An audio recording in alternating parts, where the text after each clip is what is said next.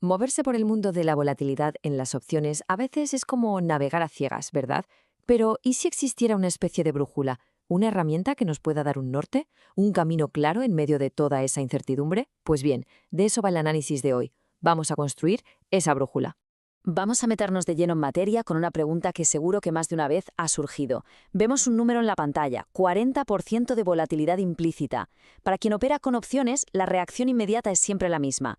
¿Esto es una oportunidad o es una trampa? Y la respuesta a la cruda realidad es que ese 40% por sí solo no significa absolutamente nada. Es como saber que la temperatura es de 20 grados, pero sin saber si estamos en el desierto por la noche o en el Ártico en verano. Se necesita contexto y para eso, afortunadamente, existen herramientas mucho más precisas. Aquí tenemos nuestra hoja de ruta.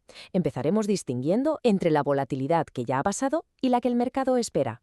Luego enfrentaremos las dos métricas clave, el rank y el percentil. Veremos cuál sale ganando y, lo más importante, cómo usarla. Y para terminar, como no podía ser de otra manera, una historia real que nos servirá de advertencia. A ver, todo análisis de volatilidad parte de una idea clave. Hay que entender que convivimos en dos universos temporales a la vez, el que ya ha ocurrido y el que el mercado cree que va a ocurrir. Y aquí está la gran diferencia. Por un lado, la volatilidad histórica, que es como mirar por el espejo retrovisor. Es el registro de lo que ha pasado, de cómo se ha movido un activo. Punto. Por otro lado, la volatilidad implícita, que es la que se extrae del precio de las opciones y que muchos conocen a través de índices como el VIX. Esta es la bola de cristal del mercado, su pronóstico. Es lo que se está pagando hoy por los posibles movimientos de mañana.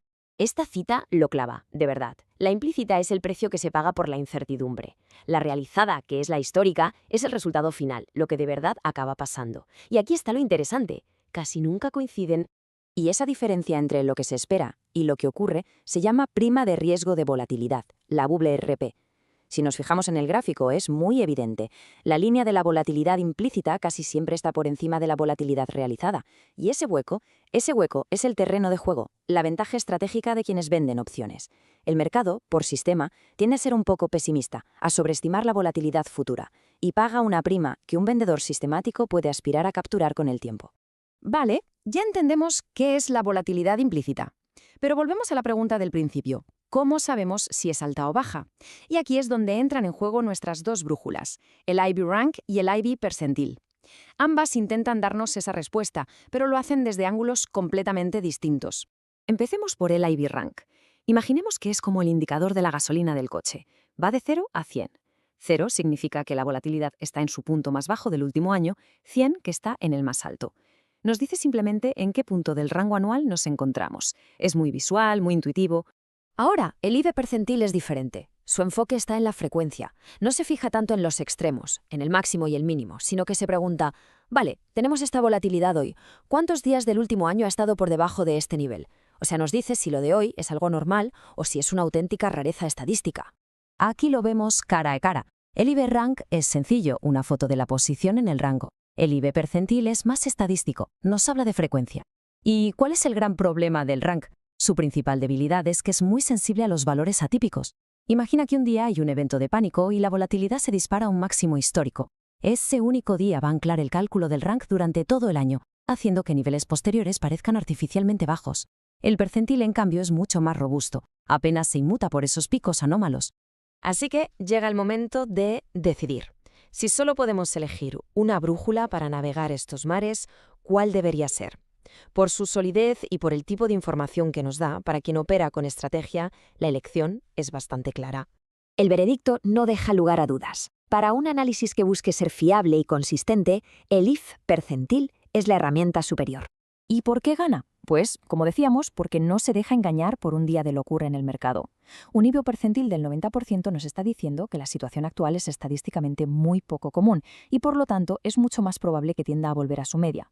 Nos da una señal mucho más limpia y fiable para anticipar esa contracción de la volatilidad que tanto nos interesa. Genial, ya tenemos la brújula elegida. Ahora toca lo divertido, aprender a usarla para encontrar oportunidades, sobre todo cuando la volatilidad está por las nubes.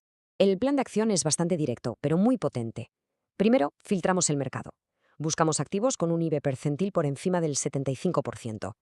Esto nos asegura que las primas de las opciones están, históricamente hablando, caras. Segundo, desplegamos estrategias de venta de prima. Las clásicas. vender una cover call sobre acciones que ya tenemos o vender una cash secure put. Y tercero, y esto es fundamental, nos sentamos a esperar y dejamos que dos fuerzas muy poderosas jueguen a nuestro favor. Y esas fuerzas, bueno, son las famosas griegas. Al vender opciones con un IB percentil alto, buscamos que la volatilidad se contraiga.